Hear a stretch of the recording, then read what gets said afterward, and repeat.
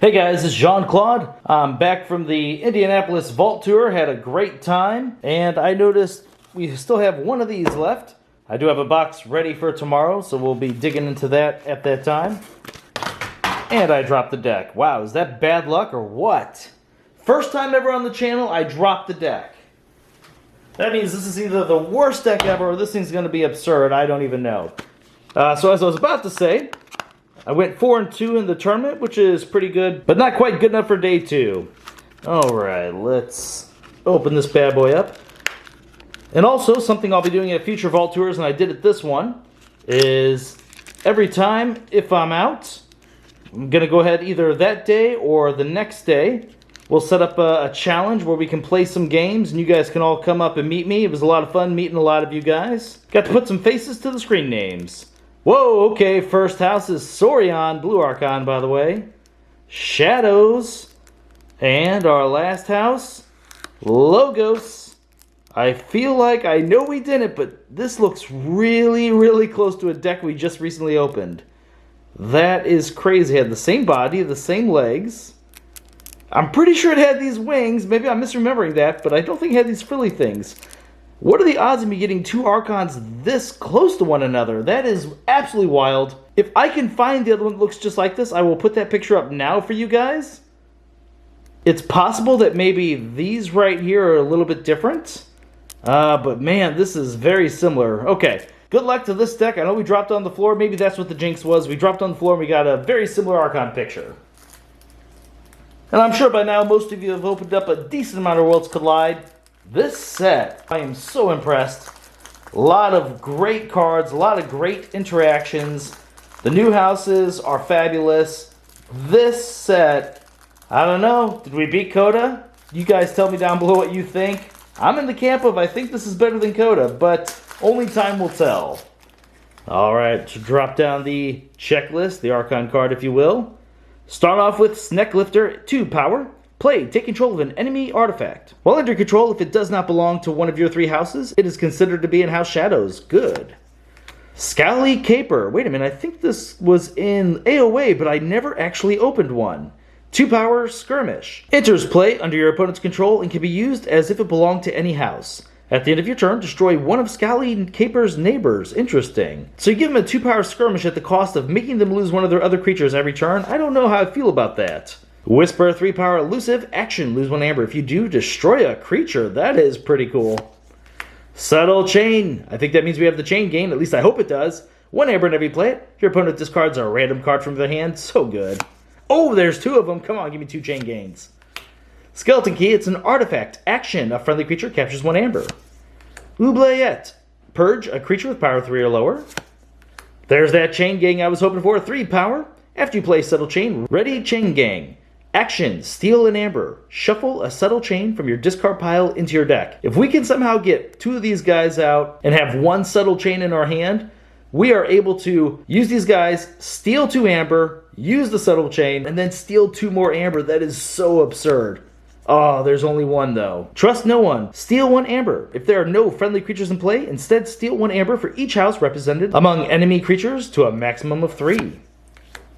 Kaimor Eclipse. Shuffle each flank creature into its owner's deck. This is a powerful card, especially if you get like Ronnie Wrist Clocks in your shadows. Inky Gloom. Your opponent cannot use creatures to reap on their next turn. Hawk. I don't think Shadows needed this card, but man, I bet they're happy they got it. 1 amber whenever you play it. Destroy an artifact. If you do, you gain an amber. Remember, if you're the only one with artifacts, you will destroy your own artifact, but you're getting 2 amber out of this card. Can't complain about that. Now we're on to the Saurians. Philophosaurus. 4 power, Reap. You may look at the top 3 cards of your deck, archive 1, add 1 to your hand, and discard 1. This card easily could have been 3 power. I think it's absurd they gave this thing 4 power. It makes it that much harder to get off the board, and it's more likely to kill your opponent's creatures if they try to get off the board that way. And they're going to have to because this Reap effect is absolutely bonkers. Paraguardian, 6 power, 1 armor, Reap. You may exalt Paraguardian. If you do, ward each of its neighbors. Wow. Being able to ward that Philophosaurus is almost too powerful. Oh, and there's a second one. 3 of these. That's pretty impressive. We're talking, we have 3 creatures here that are 6 power, 1 armor each, and can ward their neighbors. Wow, I'd love to spread these guys out across my board. Orator Hicero. 3 power deploy. Play, ready and exalt each of Orta Hicero neighbors. For the remainder of the turn, they belong to House Saurian. You know, worst case scenario, you're putting 2 amber on your creatures for an opponent to maybe take in the future, to then reap with 2 neighbors and get some reap effects. I mean, I don't know what you guys think of this card, but I think it's pretty solid. Tricerion Legionary 5 power 1 armor taunt. Play, ward a friendly creature. We have another way to protect that Philosophosaurus. And check it out, it's Imperium. 1 amber in every play, ward 2 friendly creatures. Is it just me, or is it a little bit crazy that we have these big dino creatures, and it also seems to be the house that gets the ward the most? I don't know, that just seems a little bit too crazy to me. And there's a second Imperium. This deck's looking pretty good. Chant of Hubris, 1 amber in every play. Move 1 amber from a creature to another creature. So it's basically a 2 amber gain that you're going to get there. Take 1 off your creature, put it onto your opponent's. Brutodon Auxiliary 6 power taunt. Hazardous 2, another 6 power Saurian. And a second one of those.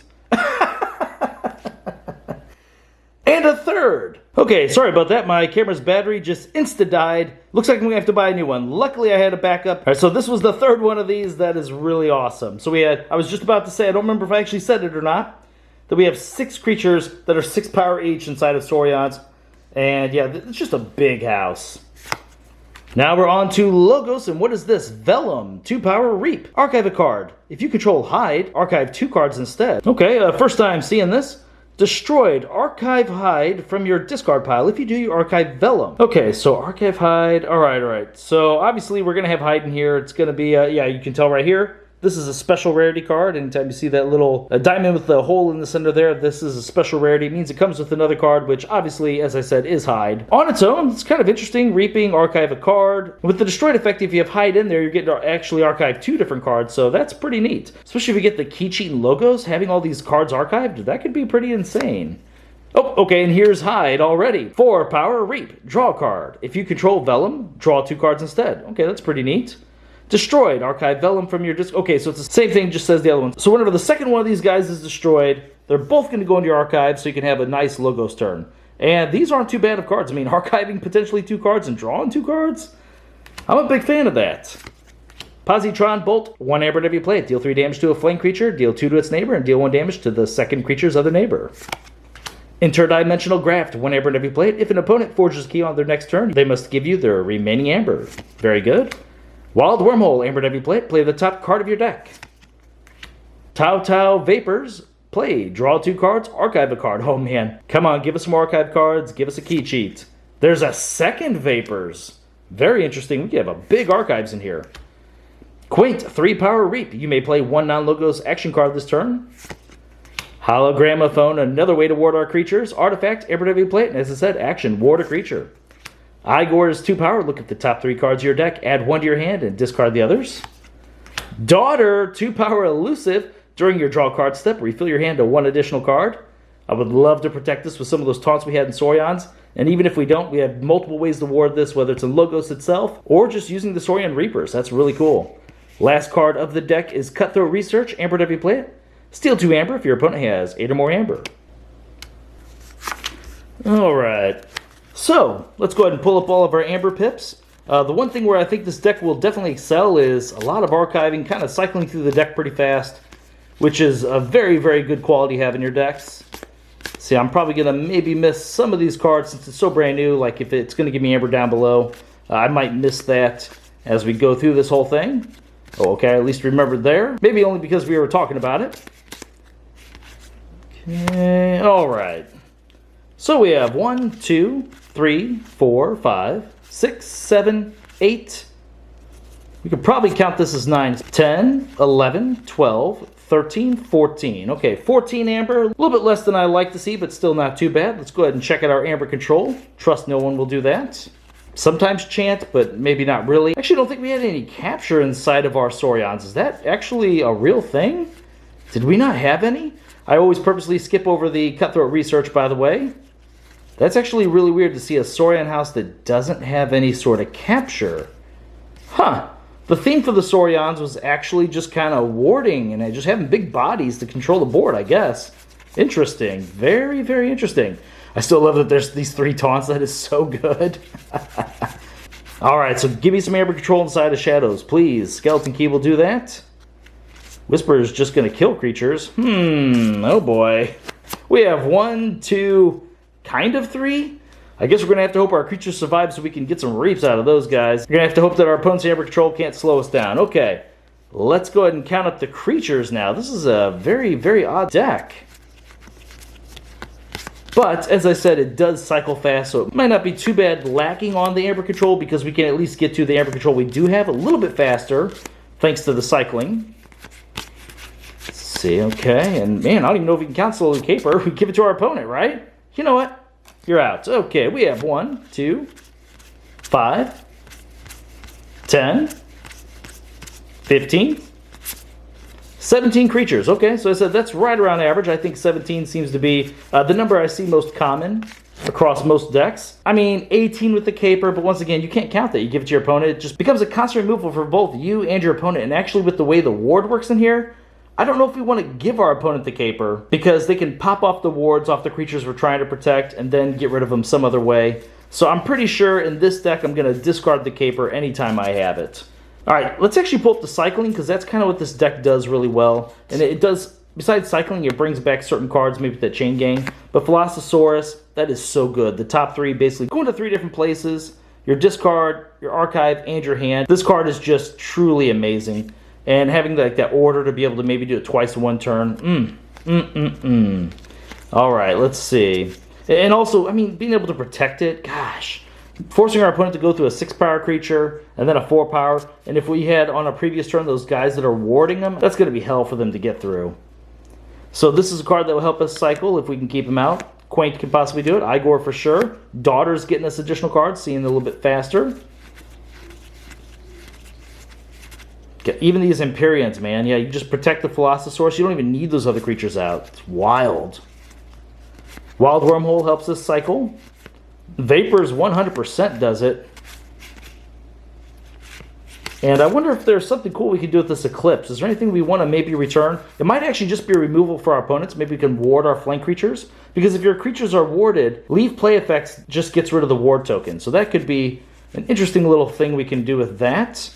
Actually, I would love to be able to return the Sneck Lifter back into my deck. Taking another opponent's artifact can be very crucial in some games. There's some decks where your opponent's really focused on their artifacts, and if you can just take like a Screaming Cave away from them, oh boy.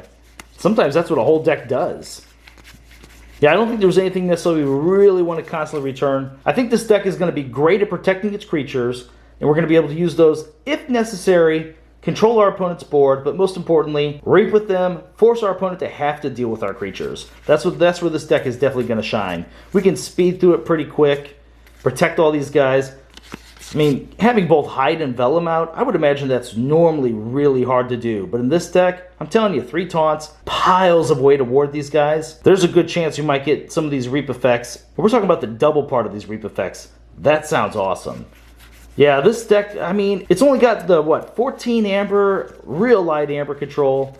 But I do think its board presence is really off the charts. And I mean, some of these Reapers in here are just really, really good. It's both the Reapers I'm thinking about. Okay, this isn't a Reaper, but you know what? Protecting that's pretty important. Same with the Quaint, but Philosophosaurus. Even just the action. Man, this is so cool. Being able to use Whisper and get past elusive creatures, just 1 amber, destroy it outright, I'm fine with that sometimes. Heck, a lot of times you're losing an amber anyway because you have to fight the creature to break elusive, then fight again. So you lost a Reap anyway, and now one of your creatures most likely took some damage. This is actually a better deal. I like having Whisper. I didn't know what I thought about it whenever I first opened it up, but yeah, I'm starting to become a big fan of it. So this deck, its main trick is going to be creatures, protecting those creatures and warding. Light board control. We don't have any actual big board wipes, which could be a problem against some of the really huge Saurian decks.